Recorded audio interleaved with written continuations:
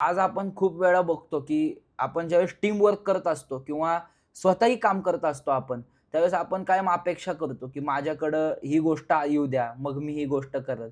मग आपण तसं करू. पण मला असं वाटतं, की ह्या गोष्टी आपल्याला शिवाजी महाराज आणि संभाजी महाराज निष्काम कर्मयोग शिकवतात. म्हणजे त्या कर्मयोगातून मनुष्य घडणार आहे, असा योग आपल्याला शिकवतात आणि तो निष्काम कर्मयोग सुखाला लाथ मारल्यावर निर्माण होतो. सुख त्यागल्यानंतर निर्माण होतो. प्रभू रामचंद्र पूजनीय का आहेत? कारण प्रभू रामचंद्रांनी स्वार्थाचा त्याग केलेला आहे. प्रभू रामचंद्र युवराज होणार आहेत, पण ते युवराज्य त्यागू शकतात आणि प्रभू रामचंद्र पित्याच्या वचनाखातर वनवासात जाऊ शकतात.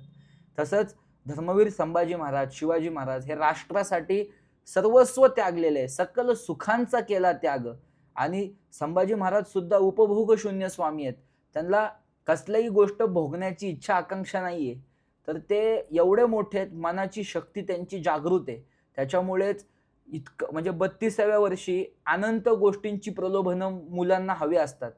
त्या म्हणजे त्या 32व्या वर्षी संभाजी महाराजांनी स्वतःच्या शरीराचा असा त्याग केलेला आहे बलिदानाच्या माध्यमातून. हा राष्ट्र साक्षात्काराचा विषय, हा राष्ट्र प्रबळ करण्याचा विषय.